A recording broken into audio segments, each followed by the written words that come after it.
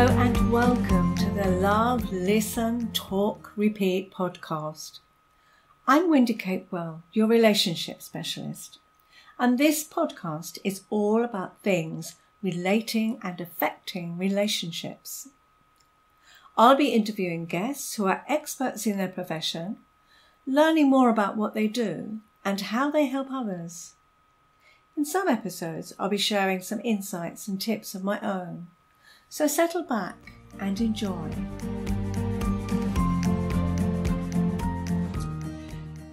So today I'm going to be introducing Samantha Dunnage. She's a qualified transformational coach, and I'm going to pass over to Sam so that she can tell us all about what she does. Come on, Sam. Introduce yourself and we want to know what you do. Okay, great. Hi, Wendy. Hi, everyone. So I work with high achievers, the people who are striving for success but feel like they're failing inside. So this creates a lot of stress, overwhelm, anxiety for them. So I help them to understand what's going on at quite a deep level and to resolve root issues for them so that they don't have to keep coping with how they feel. They can actually just feel completely happy and relaxed and calm and powerful so that they're able to create the success that they want to live in their lives. Is there any specific reason why you got into this kind of work? Is there? I struggled with anxiety myself. I'd put myself in that high achiever bracket, so I've always wanted to be achieving. And the issue around it is that you're always striving for the next thing, and when you achieve something you don't appreciate it, you don't congratulate yourself, you just push on to the next thing. So it created a lot of anxiety for me in my 20s. I had about 10 years of chronic pain that was all associated with the anxiety. I was told by doctors that it was all in my head and there was nothing I could do about it, and just take medication and off you go. So it was quite soul destroying, and it just got worse and worse to the point where I burnt out, and then I had to seek other help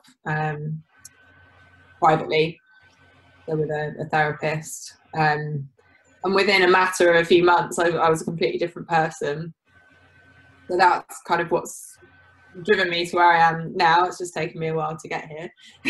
But yeah, now I'm really passionate about helping people, because you don't need to suffer. Like we create the way that we live our lives. It's like we create this normality around being stressed and anxious, and it doesn't have to be like that. You can have a much different experience.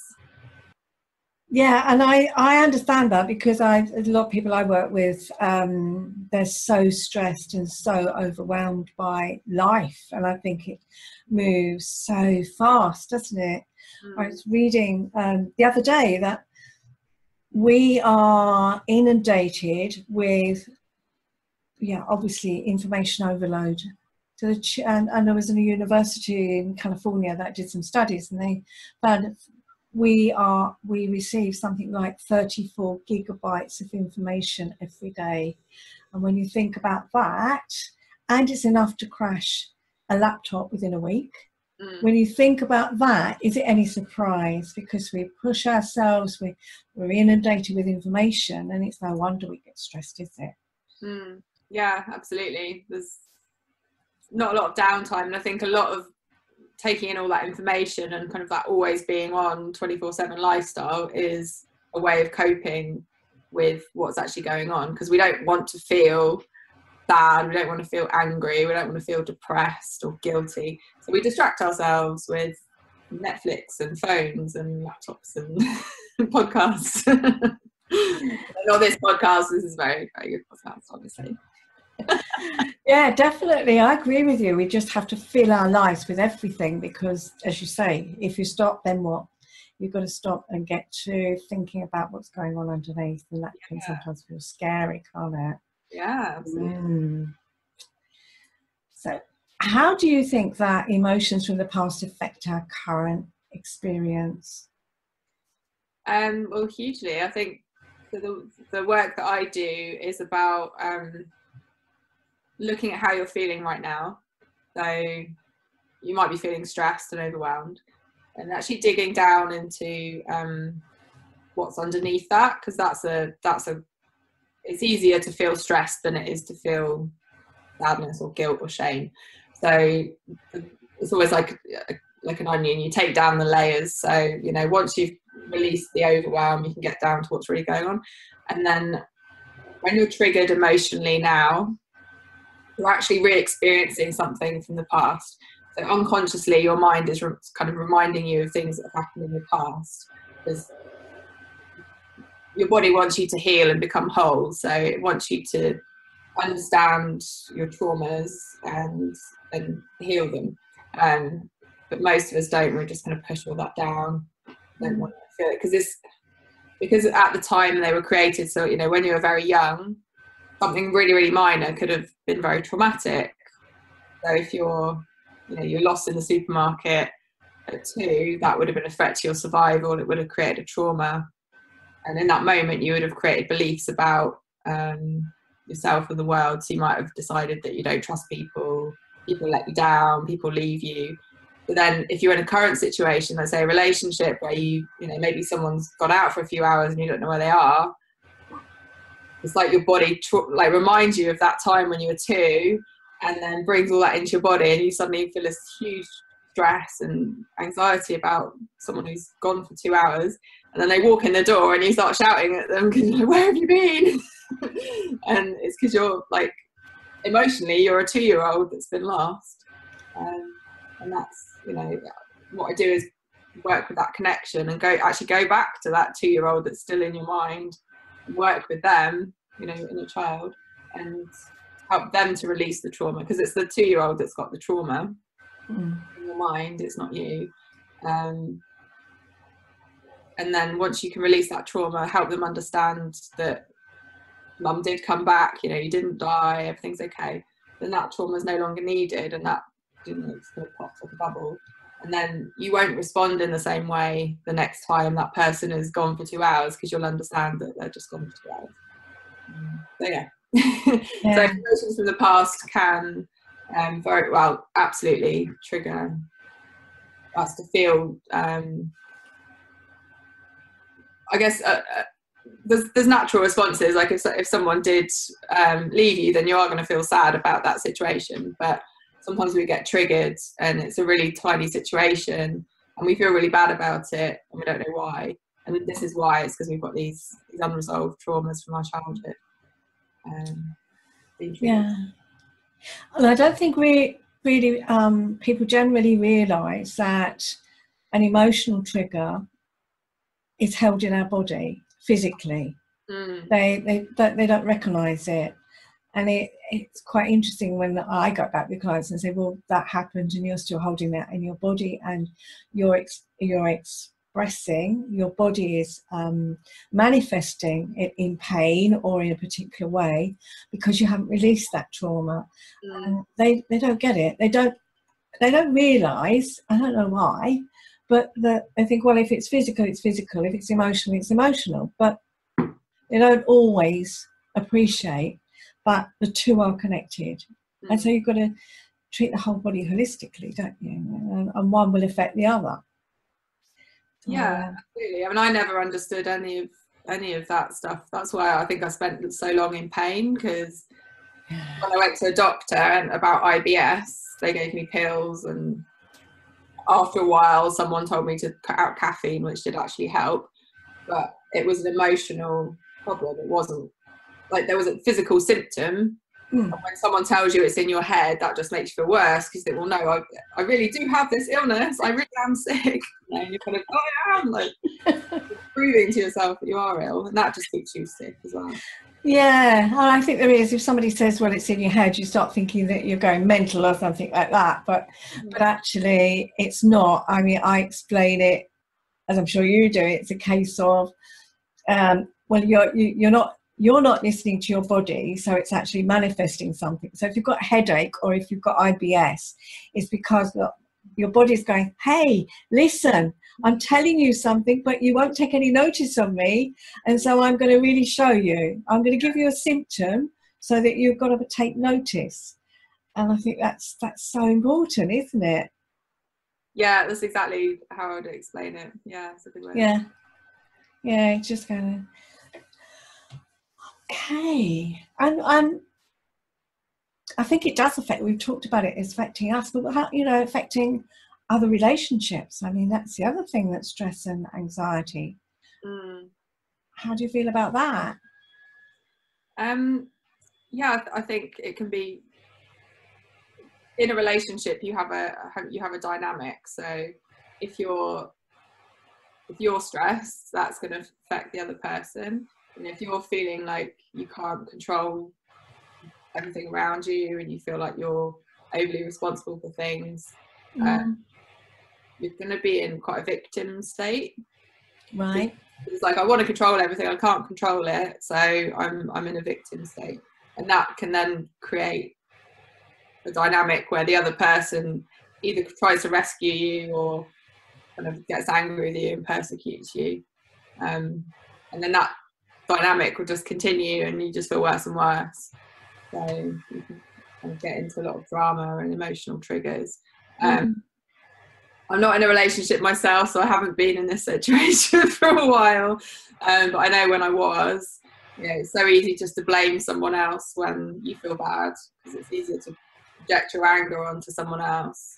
Yeah. That you're feeling unloved, or you know, there's something that you need that you're not getting.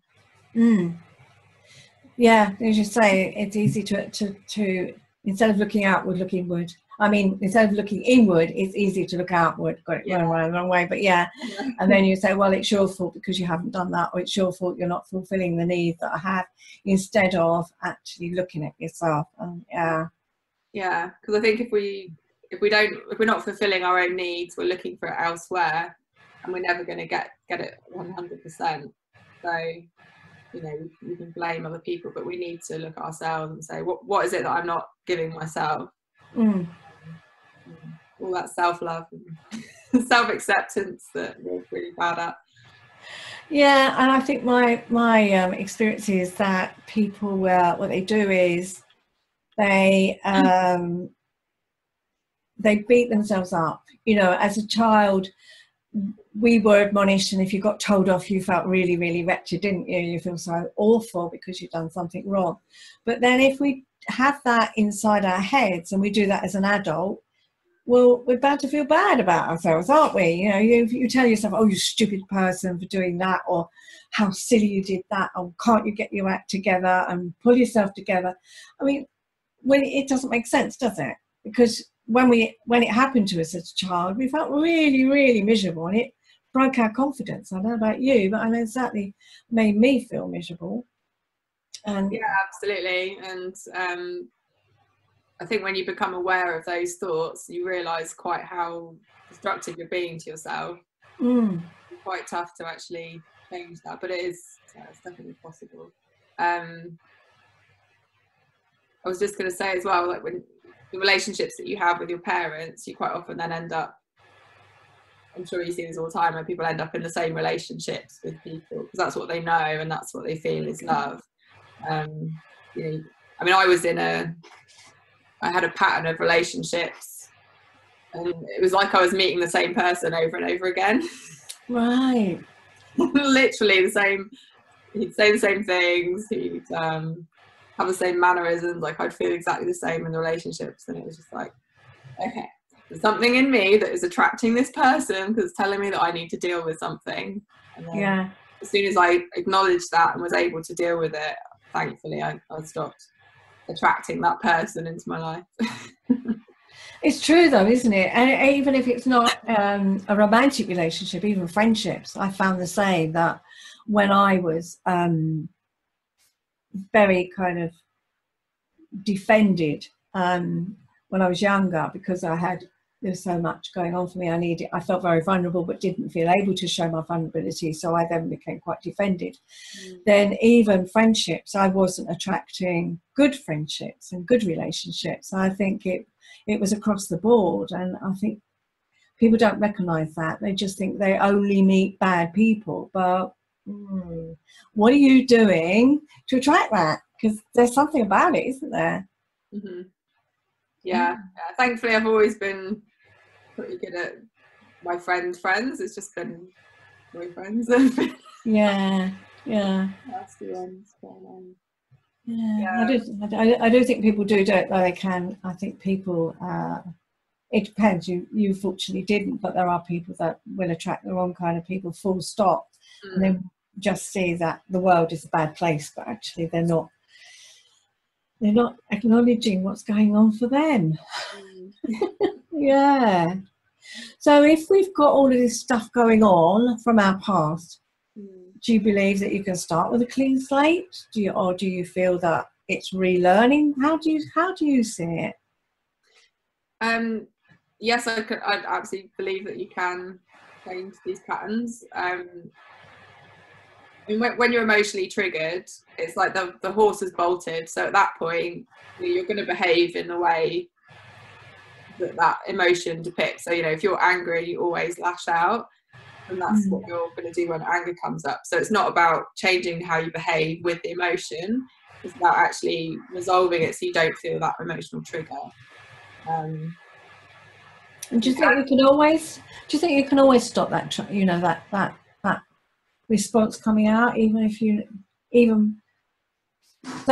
okay, say you're aware of what the trigger is, you know what's going on, but do you think you can always stop it? Can you actually wipe the slate clean, or do you think it is a case of dealing with it a different way? What do you think?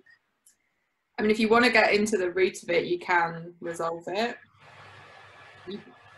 If you create a coping mechanism of, like, when I'm angry, I'm going to go outside and take 5 deep breaths, whatever, you're always going to have to do that coping mechanism. Whereas if you go into the root, which, the work I do goes into the unconscious mind, get rid of that trigger. Because what's happening in that moment is your body's trying to protect you. So, if you're angry and you're trying to get away, there's a reason for that. So it's not that your mind is like sabotaging you, it really is looking after you. So you just need to relearn that that's not the way we want to be looked after anymore. And actually it worked when it was created. So, if you were angry and you ran away when you were 3 and you survived, it worked. That's why you keep repeating that behaviour. You wouldn't do it if it didn't work. So it's acknowledging that actually everything I'm doing is for a good reason. There's a good intention for it. It's just not useful anymore, and I'd like to let that go and do something different. So how do you do that, and what kind of techniques and tools do you use? Anything specific? So I use coaching a lot to kind of raise the awareness of what's going on. Once we find that pattern, we can then use EFT, emotional freedom techniques. Okay. It tunes into the emotional body, so we tap on the meridian points of our body. So okay. It's like acupuncture, but without the needles. And it's working on the emotions. So there's different points that we tap, and we tune into the emotion, and we can actually release it really quite quickly. And that's a way of just releasing the instant emotions. So it's like, I'm feeling really, really overwhelmed. Tapping, feel better. If you want to get into the root of it, then the matrix reimprinting technique is about following that emotion, because your body is creating exactly the same emotion from the first time it was created. So it might be that you've got anxiety in your chest. So we ask the unconscious mind when that started, where it came from. We go back into that moment, and it's like a play. So you would go in as if you were my client, you would go in as your in your mind. So you'd imagine the scenes. It might be, you're say a 3-year-old and your mum's shouting, and you go in as you now with all of your resources and all of your knowledge, and you actually work with your younger self and help her to understand what's going on, and you help her release the emotion and the trauma. And then she usually then just sort of goes off and plays. It's really funny how it just kind of automatically plays out. And so I mean, it's like, I'm a scientist, so all of this was quite woo-woo for me probably a year ago. And I, if you'd have told me I was doing this work, I would have thought you're mad. But it really, really works. It's so effective, and it's really, really helped me resolve a lot of my anxiety and things. So yeah, I really do love using it. It's funny, anytime I use it for the first time, clients are just like, this is mad, this is crazy, what is going on? Yeah, and I use some techniques where you're working with the unconscious, and people do think it. They look at me as if I'm a bit mad, as you say. They do with you, is it woo woo? And I usually preface it. Look, bear with me. I promise. I'm not bonkers. Just stick with it. And it's once they start using certain techniques, it's amazing, as you say, the difference it can make. It's quite incredible. Yeah, because our unconscious is so much more powerful than our conscious mind. So you can talk about, I mean, I've had talking therapies and I've talked about things, I've understood my past, but that hasn't actually changed how I've felt about it and how I'm responding to it now. It's all in the unconscious. That's where everything is. So get in there. And, sort of. Yeah.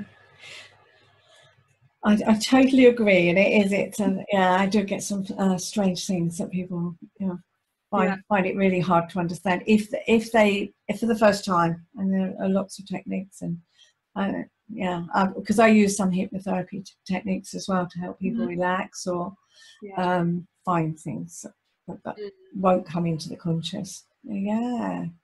I mean, the craziest one is I went back to a memory when I was a few months old, and I was choking on some food. I didn't know that had happened, but I saw the whole scene and what was going on and everything, and I spoke to my mum afterwards, and she said that happened. So that's convinced me that it's not just me making things up. And in that moment, I decided my needs weren't being met. I wasn't loved. As a 6-month-old baby, you're dying, and it's like, well, I need to survive, so I need to know that I can't trust anybody because no one's going to look after me. And that's just in that tiny split second. And obviously my mum was just hysterical and running around trying to get me, some help, because she couldn't stop me from choking. But the meaning that I'd made about it was, well, she's left, she doesn't love me. These affect us for our whole lives, and we just think that that's the truth, but not. No, it's not. That's right. And I think as adults we often think of it in the adult head rather than thinking what it was like for that 3-year-old or that 6-month-old or whatever it was, because why did that affect me? Well, let's go back and think about, you're thinking as you are as an adult, but no, this is a child, isn't it, or a baby, and how different it would have been. So but it can, as you say, affect our lives, it affects our relationships, the way we form them, it affects all kinds of things, doesn't it? And the way we are in the world. It's fascinating work. Like, we could just do it all day. You're obviously really passionate about it. I can hear it because you're talking the way you're talking about it. So it just makes such a difference to people. And I think the nice thing about it is they can see the link. They can see, like, I mean, sometimes the situation they're in right now is a complete replica of something that's happened in your childhood. And to see that link is so satisfying. It's like, oh, now I get it. I now understand. It's quite. It is very powerful, as you say. So, do you work with individuals? Do you work with in the corporate world? Do you work? Who do you work with? Who do you enjoy working with, and who do you like helping? So it's the high achiever type person. So they might be a business owner or a senior manager in corporate. So I do have corporate clients and one-to-one clients. It's mainly one-to-one work, because obviously we're going into deep unconscious memories.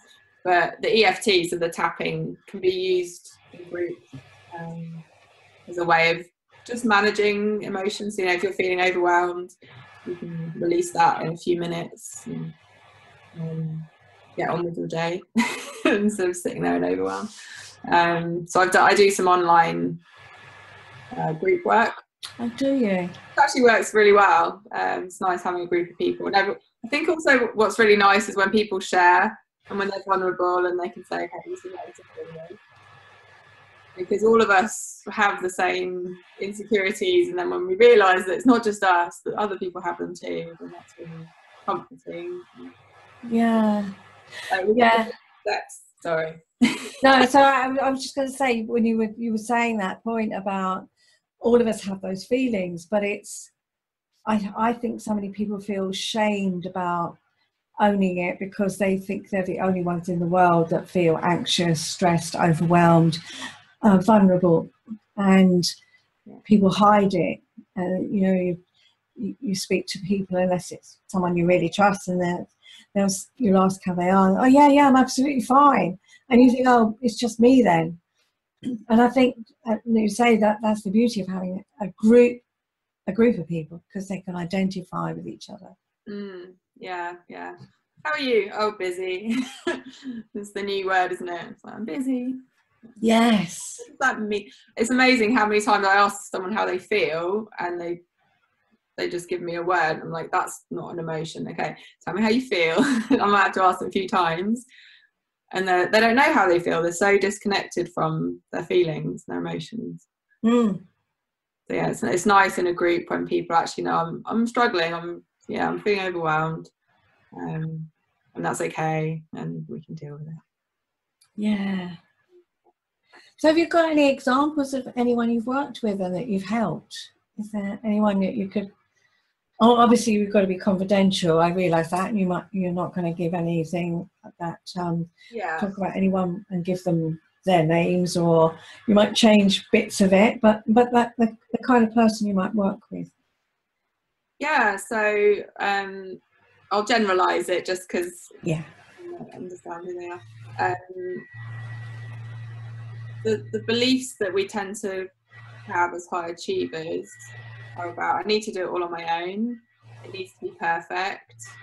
I can't trust other people, which obviously creates a lot of stress. So working with those beliefs, so going back to where those were created and replacing them with other beliefs, like, I can rely on other people, I can trust people.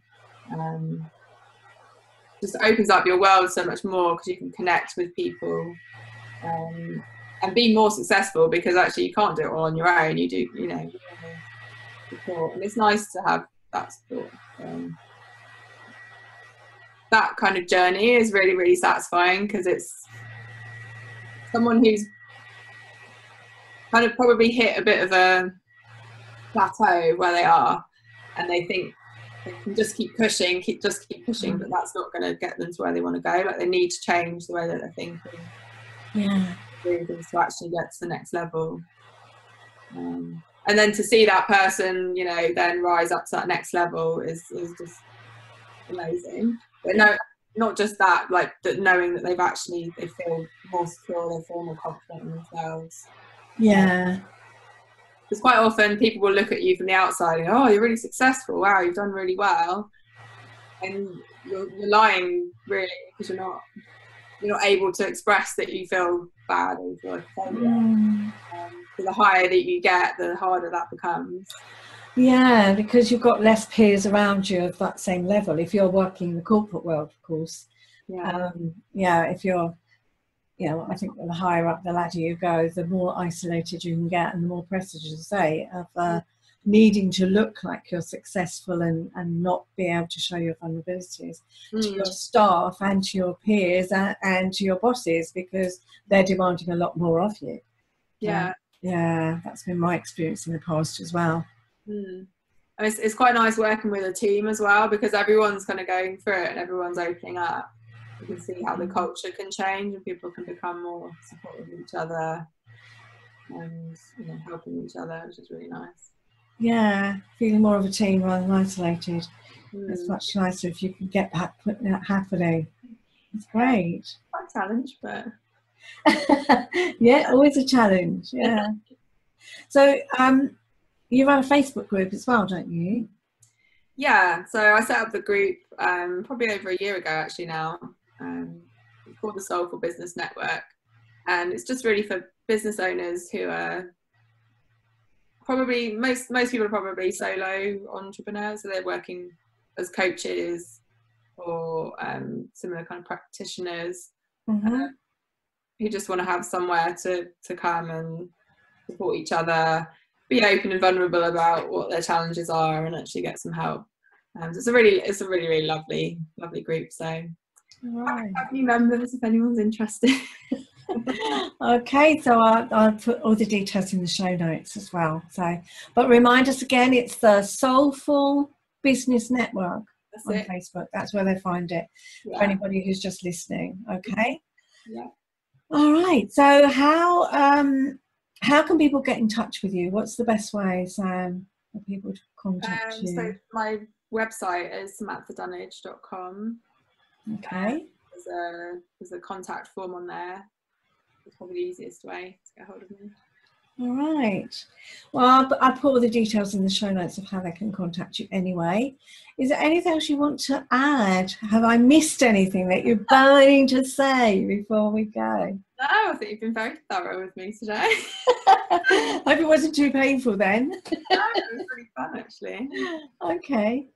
Oh, it's been really lovely talking to you today, and thank you so much for sharing everything and your work and all about stress and anxiety and that burnout, which I think, many people can identify, and I have to manage it too, even, as a business owner as well. We have to look after ourselves, because I keep reminding people, well, okay, you can part exchange your car, but this is the vehicle that we travel in for the rest of our lives, and we need to take care of it, because then that's it. Anyway, lovely. Thank you so much, Sam, and I hope all the listeners have enjoyed today. Thank you. Thank you very much. Bye now. Bye. So you can find all the information about this show in the show notes, and you can find lots more on my website, www.yourrelationshipspecialist.co.uk, including the link to my podcasts. And you can also sign up for my newsletter, which has lots more tips and offers. So until next time, bye for now.